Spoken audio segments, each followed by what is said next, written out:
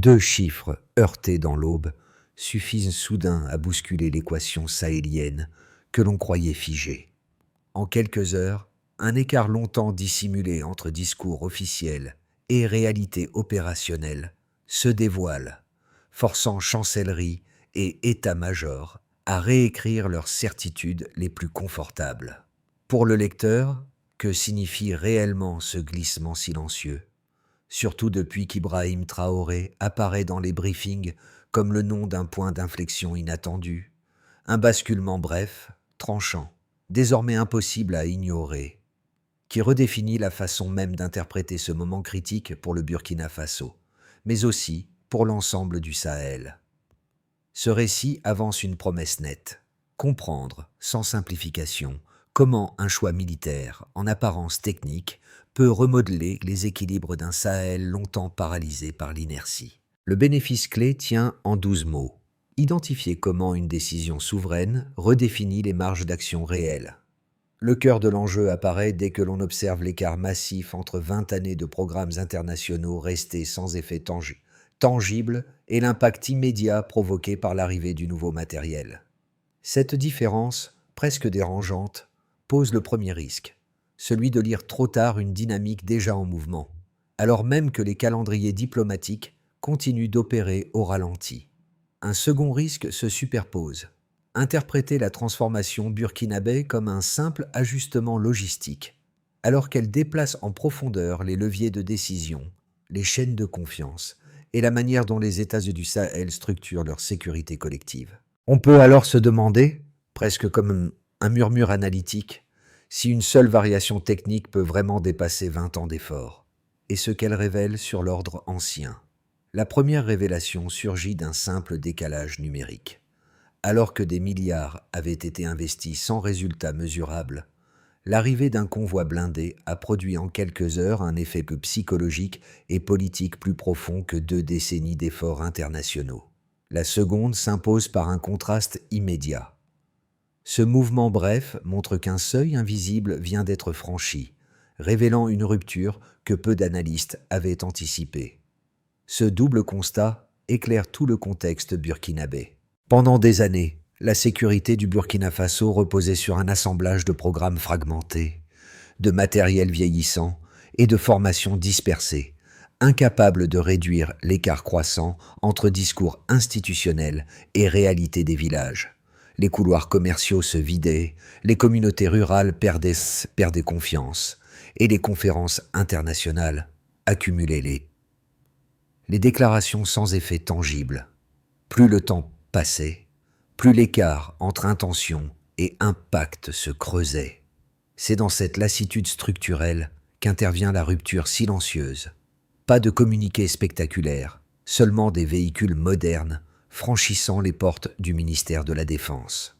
À eux seuls, ils font émerger une idée longtemps étouffée, celle qu'un État sahélien peut agir sans attendre le feu vert d'un partenaire extérieur. Cette inflexion, presque administrative, a pourtant déclenché une onde immédiate dans les chancelleries de Paris, de Bruxelles et de Washington, où l'on tente de comprendre comment un pays réputé fragile a pu déplacer autant de lignes sans confrontation diplomatique ouverte. C'est dans cette brèche qu'Ibrahim Traoré s'impose comme figure de transition, non par la force du discours, mais par la cohérence entre décision et effet observable. Le fait qu'un simple ajustement de fournisseurs puisse réorienter une dynamique régionale oblige désormais observateurs et décideurs à relire tout le contexte sahélien. Si une décision souveraine peut produire un tel écart entre l'avant et l'après, qu'en serait-il d'un alignement volontaire entre États partageant les mêmes vulnérabilités et les mêmes ambitions, notamment au sein du Mali ou du Niger? La compréhension du basculement burkinabé s'incarne d'abord dans une figure de terrain, un officier dont le parcours rend palpable ce que signifient, au quotidien, les premiers effets de la rupture stratégique. Avant l'arrivée du nouveau matériel, son unité dépendait de véhicules usés, souvent maintenus en vie, en démontant des carcasses inutilisables. Les opérations étaient ralenties par des autorisations lentes, une logistique incertaine et des outils dont la fiabilité restait aléatoire. Tout change lorsqu'il reçoit les premiers VN-22B à Kaya, une ville stratégique du nord du Burkina Faso. Mobilité retrouvée, délai réduit, et surtout la conviction nouvelle que l'action ne dépend plus d'un appui extérieur imprévisible. Le second cas, plus discret, mais tout aussi révélateur, concerne une équipe de patrouille opérant près des couloirs sensibles reliant le Mali au territoire burkinabé. Habitués à contourner de longues portions trop risquées, ces membres découvrent que les systèmes SR5 ouvrent des itinéraires auparavant inaccessibles. Les communications internes se stabilisent, les temps morts diminuent, et les rapports quotidiens notent une coordination plus fluide entre les détachements, même dans les zones où l'État n'avait plus exercé de présence durable depuis des années. Ces deux fragments, mis en parallèle, montrent que le changement n'est pas un slogan, mais une expérience vécue. La montée en capacité ne s'opère pas par rupture théorique, mais par une addition de micro-gains accumulés dans les unités. Ceci modifie la dynamique locale, renforce la confiance interne et annonce qu'est une reconfiguration plus vaste encore. En d'autres mots, de petits gains peuvent parfois déplacer tout un système. Tout commence par un geste volontairement silencieux, presque effacé, mais suffisant pour briser un automatisme vieux de plusieurs décennies. Avant, le Burkina Faso dépendait d'une logistique hésitante, de véhicules reconditionnés et d'une chaîne décisionnelle trop lente pour anticiper les menaces. Après, une simple colonne de système SR5 quitte les hangars de Narinko et rejoint Ouagadougou à l'aube, inaugurant une scène que peu d'analystes avaient imaginée possible. Le point d'allumage est brutal dans sa sobriété. Aucun communiqué, aucun signal diplomatique. Un convoi qui avance, lentement mais sûrement, sur les pistes poussiéreuses du Sahel. Pour les soldats, la différence saute aux yeux. Les silhouettes métalliques ne ressemblent à rien de ce qu'ils ont utilisé pendant des années.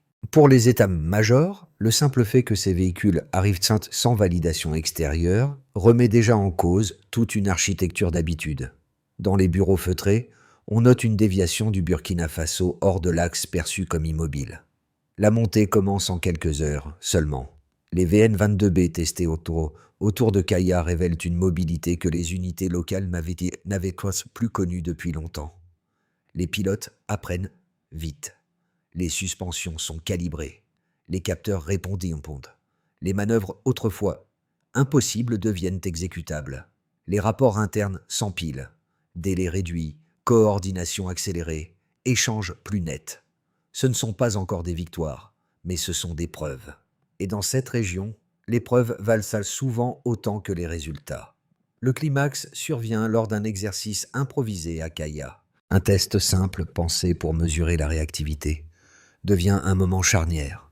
L'armée burkinabé montre qu'elle peut répondre en quelques heures à une situation simulée qui, auparavant, aurait nécessité plusieurs jours.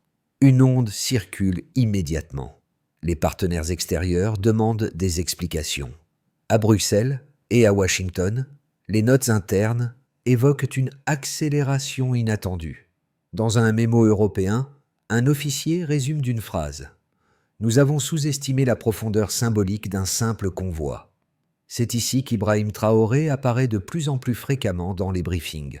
Pas comme un symbole idéologique, pas comme une figure polémique, mais comme le point où se croisent décision, matériel et effets observables. Son nom revient chaque fois que les analystes tentent d'expliquer comment une transition technique peut déplacer l'équilibre régional sans clash diplomatique. Les retombées sont lentes, mais irréversibles. Dans les villages du Nord, les habitants reconnaissent un son différent, preuve que les véhicules ne sont plus des carcasses réaménagées. Les marchés hebdomadaires recommencent à s'organiser. Les axes abandonnés retrouvent une circulation timide. Chaque geste est minuscule. Ensemble, ils forment une courbe ascendante. Dans les états-majors, la logique change aussi. Les ministères revoient leurs priorités. La maintenance se structure. La planification cesse de dépendre d'une validation extérieure systématique. Ce n'est plus un pays en attente. C'est un pays qui agit. La séquence complète raconte une seule idée. Le basculement n'a pas été spectaculaire, Mais il a été total. Le basculement burkinabé devient pleinement lisible lorsque l'on observe 3 indicateurs précis, chacun structuré selon la logique niveau de référence, écart, méthode désormais centrale dans l'analyse stratégique régionale. Ces données ne décrivent pas une victoire totale, mais elles révèlent une transformation mesurable, cohérente et difficile à ignorer. Elles montrent également comment, sous l'impulsion d'Ibrahim Traoré, une capacité souvent jugée théorique est devenue opérationnelle dans un pays longtemps dépendant d'aides extérieures. Temps de réaction, niveau de référence, 72 heures, écart, 18 heures. Avant la réorientation, répondre à une alerte majeure nécessitait en moyenne 72 heures, 8, en raison de chaînes hiérarchiques dispersées et d'une mobilité trop incertaine. Après l'introduction des systèmes d'études systèmes modernes, les exercices internes établissent un délai réduit à 18 heures, une chute nette qui change immédiatement le tempo opérationnel. Cette réduction souligne un passage concret d'une réaction subie à une action maîtrisée, ouvrant une marge d'initiative longtemps manquante. Elle montre aussi que la fragmentation décisionnelle pouvait être corrigée par un ajustement technique ciblé. 2. Couverture territoriale. Niveau de référence, 40%. Écart, 63%. Pendant des années, seuls 40% des zones rurales prioritaires étaient couvertes par des patrouilles régulières, en raison de distances trop longues et d'un parc automobile fragile. 3 mois après la modernisation, les rapports internes montrent une couverture effective, atteignant 63%, dépassant pour la première fois en 10 ans la moitié des zones sensibles. Cette progression restaure une présence étatique perceptible dans des espaces où l'administration n'était plus visible. Elle indique également que la combinaison mobilité et fiabilité constitue une avancée déterminante pour stabiliser les marges du Burkina Faso. 3. Disponibilité du matériel. Niveau de référence, 48%, écart, 82%.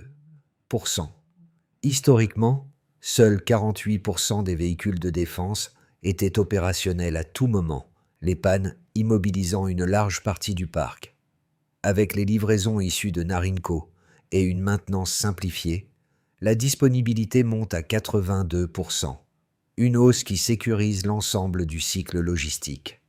Ce bond assure une planification plus stable et une rotation fluide des équipes, réduisant les imprévus coûteux des opérations. Il révèle surtout que l'obsolescence technique constituait un verrou stratégique plus déterminant que la plupart des évaluations diplomatiques. La convergence de ces 3 indicateurs montre un déplacement structurel. Là où l'État reculait, il avance. Là où la réaction était sporadique, elle devient cohérente. Là où la dépendance dictait le rythme, la capacité locale rétablit l'initiative. Dans les réunions internes, ces données ne sont pas présentées comme des résultats définitifs, mais comme des signaux structurants. Elles modifient la perception extérieure. Les partenaires qui considéraient le pays comme un acteur dépendant constatent de nouvelles marges d'action. Les institutions régionales observent un alignement méthodologique entre capacité technique et ambition collective. Les populations, quant à elles, ressentent des effets tangibles. Routes moins désertées, patrouilles plus régulières, communication plus stable. En somme, ces 3 chiffres suffisent à prouver qu'un seuil stratégique a été franchi. 2 lectures opposées émergent lorsque l'on examine la transformation stratégique du Burkina Faso. La première, souvent défendue par des analystes extérieurs situés dans des centres d'études de Paris ou de Bruxelles, avance que le réalignement militaire pourrait créer une dépendance nouvelle, simplement transférée d'un pôle à un autre. Selon cette thèse, la rapidité du virage risquerait de réduire les marges diplomatiques, de fragiliser les arbitrages internes et d'installer une orientation unidirectionnelle difficile à corriger. Cette position met en avant un principe classique. Toute dépendance technique prolongée peut devenir, à terme, une dépendance politique. La seconde lecture Porté par de nombreux observateurs africains et relayé dans des analyses circulant entre le Mali et le Niger, soutient que le mouvement burkinabé n'est pas une substitution, mais une libération. Son argument central est simple. 20 années d'aide conditionnelle n'ont ni amélioré la sécurité, ni stabilisé les zones rurales, ni restauré la confiance des populations. Explorer une alternative ne constituerait donc pas un risque, mais une réparation d'un modèle devenu inefficace. Selon cette ligne de lecture, la nouvelle dynamique régionale offre un antidote à la dépendance verticale, la mutualisation des capacités, et non leur transfert. Pour dépasser la confrontation théorique, il faut revenir aux données contenues dans la source. Rien n'indique une perte d'autonomie décisionnelle. Les choix essentiels, adoption du matériel, organisation interne, doctrine d'emploi, proviennent explicitement de l'état-major burkinabé. Les 3 indicateurs mesurables, réduction du temps de réaction, élargissement de la couverture territoriale, disponibilité accrue du matériel, signalent une consolidation interne plutôt qu'une contrainte imposée de l'extérieur. Les initiatives conjointes observées avec les voisins sahéliens relèvent d'une dynamique horizontale, construite sur des intérêts techniques partagés, plutôt que sur une dépendance hiérarchique. Ainsi, la meilleure conclusion Stillman est la suivante. La critique du risque de dépendance demeure légitime en théorie, mais les faits disponibles montrent que le Burkina Faso a, pour l'instant, augmenté et non diminué son espace de décision. Ce basculement apparaît lorsqu'un détail technique, presque anodin, renverse la lecture générale. Lors d'une inspection nocturne à Kaya, les équipes découvrent que les nouvelles unités burkinabées peuvent non seulement se défendre, mais aussi appuyer les forces maliennes en moins d'une demi-journée, un délai autrefois inconcevable pour 2 armées opérant sur des marges fragiles du Sahel. Cette simple constatation modifie 20 ans d'automatisme sécuritaire, où chaque pays attendait l'intervention extérieure pour coordonner une réaction. À partir de cet instant, la dynamique n'est plus nationale, mais régionale. Ce qui semblait être une modernisation interne devient une capacité collective émergente. Les discussions diplomatiques à Bamako, à Niamey et à Ouagadougou convergent soudain vers la même hypothèse. Un corridor de réaction commune est désormais possible, même sans arbitrage extérieur. C'est dans ce glissement que la stature d'Ibrahim Traoré change de nature. Il n'apparaît plus comme le chef d'un seul appareil national, mais comme le point d'articulation d'un triangle militaire qui n'avait jamais réussi, jusqu'ici, à synchroniser ses tempos. Le midpoint révèle ainsi que la transformation burkinabé n'est plus une exception. Elle devient un précédent opérationnel.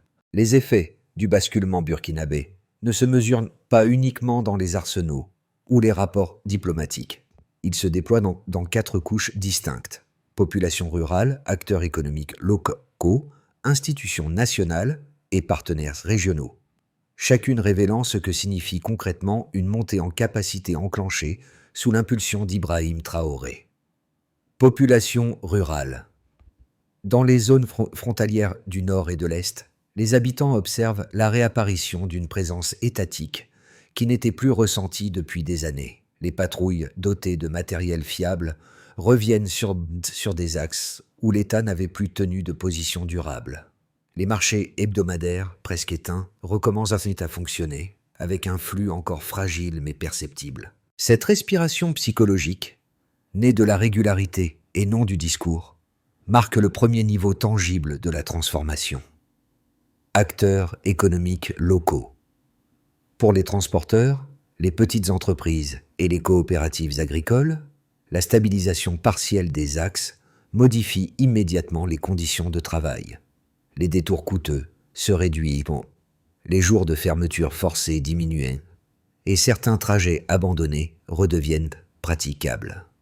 En milieu urbain, l'arrivée du nouveau matériel crée une microéconomie de maintenance et de sous-traitance, renforçant les chaînes locales. Ces signaux ne constituent donc pas encore une croissance durable, mais ils réinstallent un mouvement économique que l'on croyait effondré. Institutions nationales.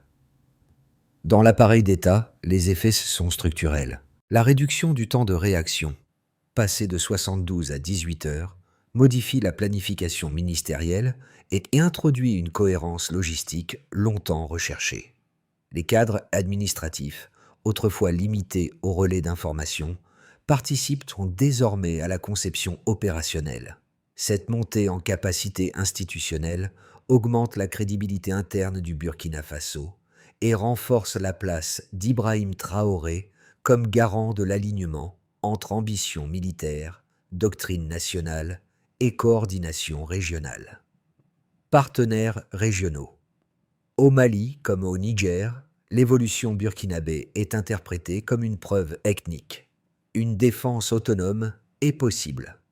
Les réunions tripartites se multiplient, les doctrines commencent à s'harmoniser, et l'idée d'un corridor de réaction commune circule dans les états-majors. Cette dynamique ne constitue pas encore une alliance formelle, mais elle offre un précédent concret, contrairement aux modèles antérieurs basés sur une supervision extérieure. Le changement burkinabé agit ainsi comme un point d'ancrage régional, influençant la manière dont 3 États du Sahel envisagent leur sécurité collective. Réunies, ces 4 couches composent un paysage inédit. Un pays où l'État retrouve progressivement une capacité d'action tangible, où les populations ressentent un mieux-faire, même limité, où les institutions renforcent leur autonomie, où la région réévalue ses marges de manœuvre. Les effets ne sont pas spectaculaires, mais ils sont cumulatifs. Et dans le Sahel, cette accumulation suffit à redessiner un horizon. Les prochains mois détermineront si la trajectoire burkinabé s'installe, s'accélère ou se fragilise. Les données disponibles permettent d'identifier 3 scénarios plausibles, chacun lié à la manière dont le Burkina Faso structurera sa capacité interne et sa coordination avec ses voisins du Sahel. Dans cette trajectoire centrale, la dynamique actuelle se poursuit sans rupture majeure. Les opérations conjointes avec le Mali et le Niger gagnent en fréquence, mais restent concentrées sur les zones prioritaires. Les indicateurs techniques connaissent une évolution modérée, temps de réaction légèrement réduit, couverture territoriale stabilisée, disponibilité du matériel maintenue grâce à une maintenance mieux structurée. Les partenaires extérieurs adoptent une posture prudente, ni opposée, ni ouvertement favorable. Les populations perçoivent une amélioration graduelle, visible surtout dans les localités déjà réinvesties par l'État. Dans la configuration la plus favorable, l'Alliance sahélienne s'organise autour d'une doctrine commune, avec un calendrier fixe d'exercices conjoints et une grille partagée d'échanges d'informations. Les corridors transfrontaliers gagnent en stabilité, facilitant les déplacements économiques et la coordination administrative. Le Burkina Faso devient un nœud technique plutôt qu'un bénéficiaire, structurant des procédures communes avec ses voisins. Les effets se manifestent sur le terrain. Davantage de zones réoccupées, une économie locale moins entravée, une confiance sociale progressivement restaurée. Ce scénario exige une cohésion politique continue entre les 3 États. Dans la trajectoire la plus fragile, des tensions diplomatiques ou des contraintes logistiques perturbent l'élan initial. Les progrès techniques ralentissent. Certaines zones redeviennent difficiles à stabiliser. Et les coopérations régionales se grippent. L'impact psychologique serait notable. Retour d'un scepticisme latent, baisse de confiance institutionnelle, perception d'une inertie prolongée. Ce scénario ne signale pas un effondrement, mais un étirement du temps qui érode la dynamique observée au cours des derniers mois. Recommandations de réflexion. Pour comprendre l'évolution future, un principe s'impose. Évaluer chaque trajectoire, non selon l'intention affichée, mais selon la capacité réelle à maintenir l'action dans la durée. La trajectoire burkinabé résonne différemment selon les publics, chacun mobilisant ses propres repères pour interpréter un basculement stratégique qui dépasse largement le cadre militaire. Trois groupes se distinguent. Ceux qui suivent l'actualité mondiale, ceux qui connaissent la fragilité au quotidien et ceux qui s'intéressent aux transformations institutionnelles. Leur regard éclaire la portée sociale et politique du tournant observé au Burkina Faso. Pour ceux qui observent les recompositions géopolitiques, le basculement burkinabé illustre un changement de paradigme dans le Sahel. Ils y voient la rupture d'un automatisme diplomatique, la réorganisation de certaines capitales étrangères et la montée d'un modèle qui contourne les schémas d'assistance traditionnels. Cette lecture concentre l'attention sur la vitesse du changement et sur la manière dont une décision locale peut produire des ricochets internationaux. Pour ceux qui connaissent l'incertitude économique ou sécuritaire, ce récit parle d'abord de la capacité d'un État à reprendre pied après des années d'usure. Il s'identifie aux villages isolés, aux marchés qui renaissent timidement et à la valeur concrète d'une patrouille régulière. Leur regard se forge dans la proximité. Une route réouverte signifie du travail retrouvé. Un délai de réaction réduit signifie une peur un peu moins pesante. Pour ceux qui étudient les systèmes publics, la transformation burkinabé devient un laboratoire. Ils observent comment une décision technique déclenche une réorganisation administrative, modifie les chaînes de commandement et restructure les alliances régionales.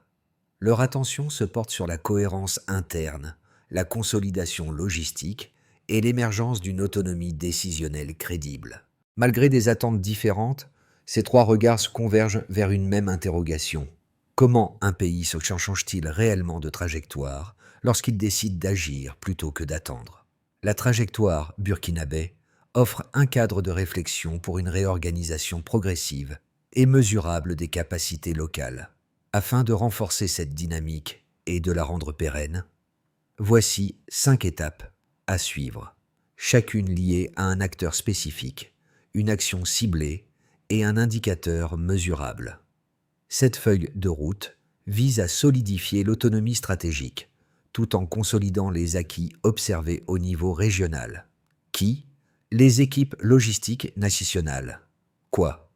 Harmoniser les protocoles de diagnostic, de réparation et de suivi. Mesure? Pourcentage hebdomadaire de véhicules opérationnels. Cette étape stabilise la base technique sur laquelle reposent toutes les actions suivantes, assurant la continuité des opérations. Qui? Les états-majors du Burkina Faso, du Mali et du Niger. Quoi? Élaborer un calendrier fixe d'exercices conjoints et une grille d'échange d'informations. Mesure. Nombre d'opérations synchronisées réalisées dans les délais. Cette étape renforce la coopération régionale et assure une réponse rapide face aux défis transnationaux. Qui? Les commandements territoriaux. Quoi?